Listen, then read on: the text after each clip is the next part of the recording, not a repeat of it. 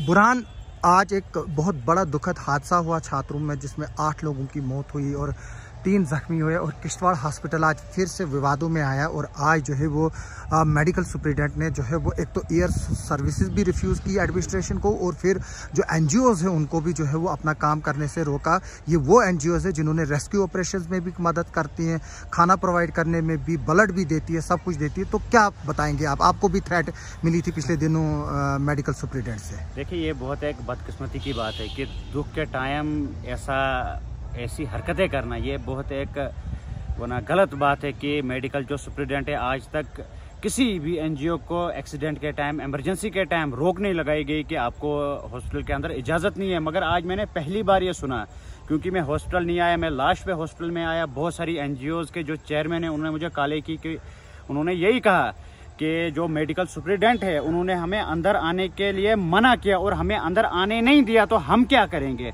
तो मैंने कहा कि हर किसी चीज़ का इलाज है, हर एक चीज़ का इलाज है। हम DC साहब के साथ भी बात करेंगे ये सिस्टम क्या हो रहा है।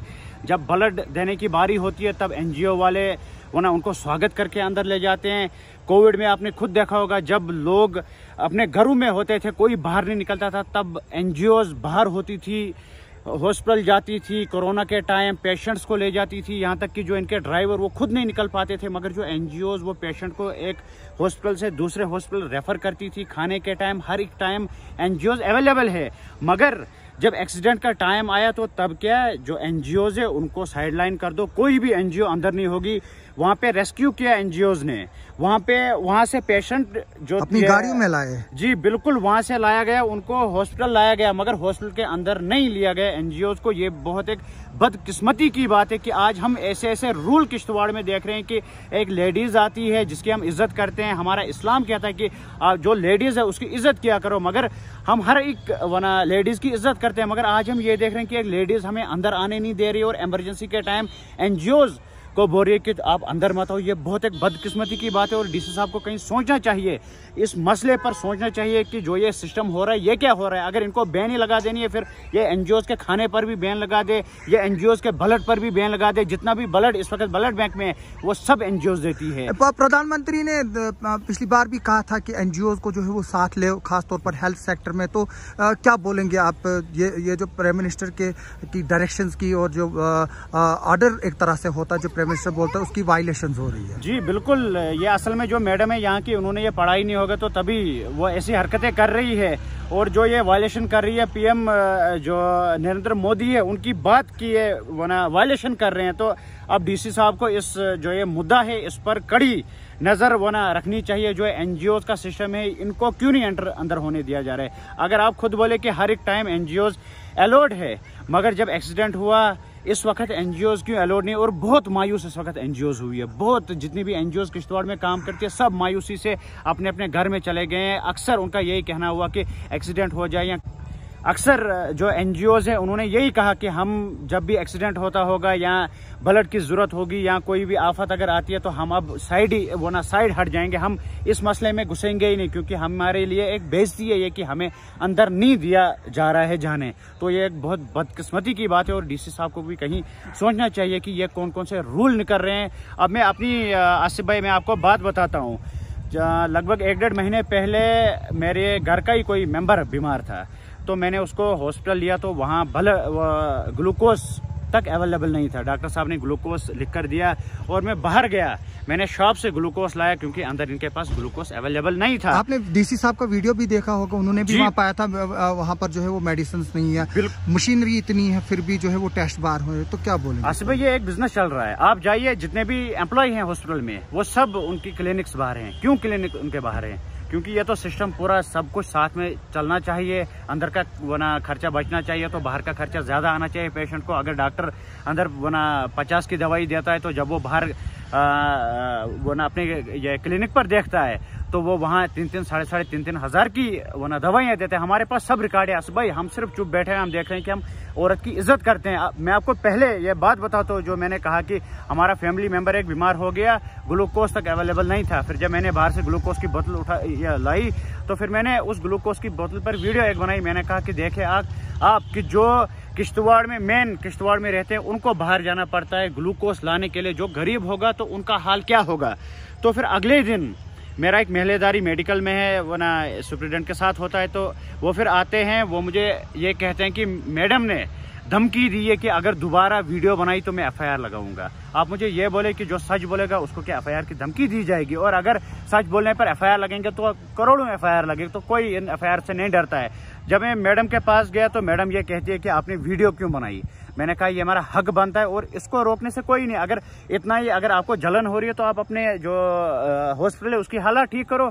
बोलते हैं नहीं, ग्लूकोज अवेलेबल था, हम थोड़ा कम यूज करते हैं, आपने मुझे क्यों नहीं कॉल किया अगर आपको ग्लूकोज नहीं दिया गया। आप हमें खुद बोले इतना कि जो बेचारा बीमार होगा वो क्या पहले डॉक्टर के पास जाएगा, उसके बाद वो स्टाफ के पास जाएगा, उसके पास वो मेडिकल सुप्रिटेंडेंट के पास जाएगा, उसके बाद बीएमओ के पास जाएगा, तब तक पेशेंट की डेथ हो जाएगी। जैसे आज भी आपने देखा ड्रामे करते करते पेशेंट की डेथ हो गई।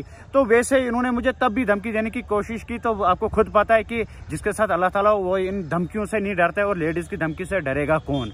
जो तो आज मैडम ने औरत का हैरासमेंट का दुखा रोया है, जबकि उनको हॉस्पिटल पर ध्यान देना चाहिए था। तो जो मैडम है वो डीसी को बोल रही थी ये कि सुनी गई कि मुझे एज ए वुमेन हैरास किया जा रहा है। तो ये जो दुखड़ा रो रही है मैडम, इस पर क्या बोलेंगे? देखिए, ये इमोशनली ब्लैकमेल एक तरीके से कर रही है।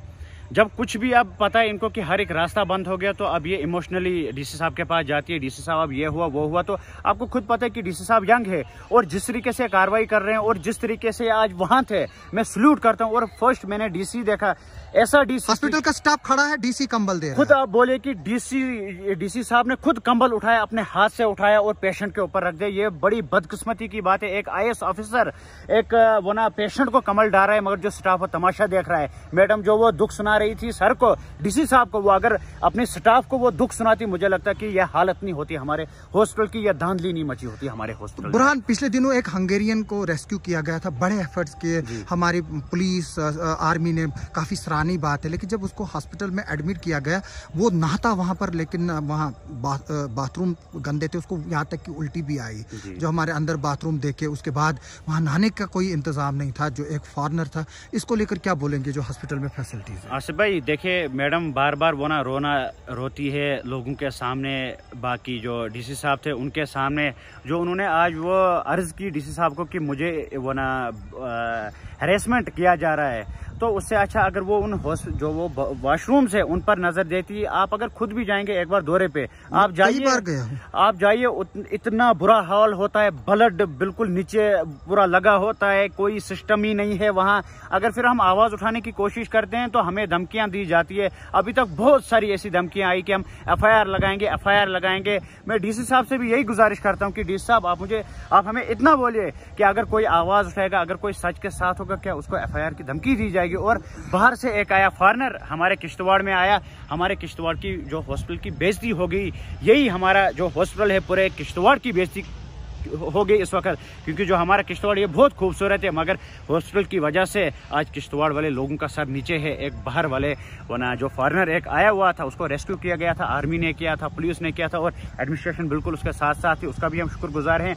मगर कि जब हॉस्पिटल गए वहां उनका मूड ही खराब हुआ, जैसे आपने कहा कि उल्टी उसको आई।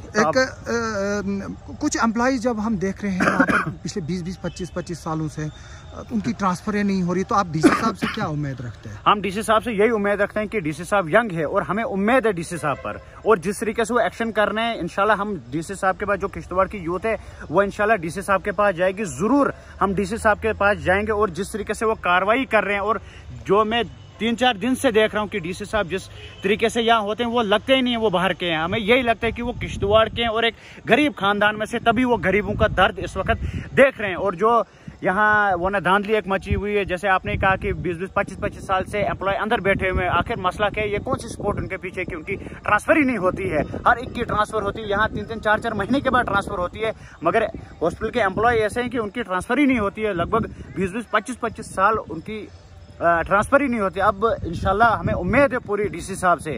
फर्स्ट हमने ऐसा डीसी देखा किश्तवाड़ का कि जो खुद स्पॉट पे होता है। बहुत सारे एक्सीडेंट्स हुए आज तक, मगर कोई डीसी, आज सिर्फ एक एसएचओ साहब होते थे जब भी एक्सीडेंट होता था, मगर हम आज पहली बार देख रहे हैं कि डीसी किश्तवाड़ खुद काम करते हैं। और खुद आज मैं खुद मैंने ये देखा कि कंबल उठाया उन्होंने, कंबल उठा नहीं थे, वो ये कहते कि ये गंदा कंबल है, मैं कभी हाथ नहीं लगाऊंगा। तो खुद उन्होंने कंबल उठाया तो उस पर डाला। और मैं एक लास्ट पे एक आपको एक बात बताना चाहता हूँ कि जब भी हम हॉस्पिटल जो स्टाफ है उनसे हम बोलते हैं कि कंबल दो, वो बोलते हैं कि इन्फेक्टेड है, कोरोना इन्फेक्टेड हैं। आप मुझे आसिफ भाई इतना बोले कि कंबल 3 या 4 ही हॉस्पिटल में अवेलेबल हैं। ये मैं अब जानना चाहता हूँ जो वहाँ बिल्कुल आप लोगों से क्या अपील करेंगे जो एनजीओ के साथ बर्ताव हुआ आज, उसके लिए क्या बोलेंगे लोगों को? देखिए मैं लोगों से यही अपील करता हूँ कि आवाज उठाइए। देखिए आज एनजीओ पर बैन लगाई गई, कल हम पर भी बैन लगाई जाएगी, परसों पेशेंट पर भी बैन लगाई जाएगी। फिर सिर्फ डॉक्टर और जो वो स्टाफ इनका वो रहेगा वहाँ, और जो हमारी सुप्रिटेंडेंट मैडम है वो वहाँ रहेगी। वो रिटायर होने वाली है फरवरी में, मैंने दिसंबर में कहा था, लेकिन अब फरवरी में रिटायर होनी है और उनको भी किश्तवाड़ियों के बीच ही शायद रहना या फॉरन जा रही है। नहीं, उनको किश्तवाड़ के बीच रहना है, और खासकर हमारे महलेदार हैं वो नजरें मिलती रहेगी। अगर वो अच्छा काम करेंगे पूरी उम्र उनका नाम रहेगा। अगर वो ऐसे ही करते रहेंगे तो खुद पता है कि फिर आगे जाकर, और औरत है, एक औरत की इज्जत क्या होती है वो आप सबको पता ही है। बुरहान हमसे बात करने के लिए शुक्रिया, और हमें उम्मीद है कि जो मैडम सुप्रिटेंडेंट है वो दुखड़ा रोने के बजाय और वुमेन हरासमेंट का कवर लेते हुए जो हॉस्पिटल पे फोकस करेगी और गरीबों पर फोकस करेगी। Thank you.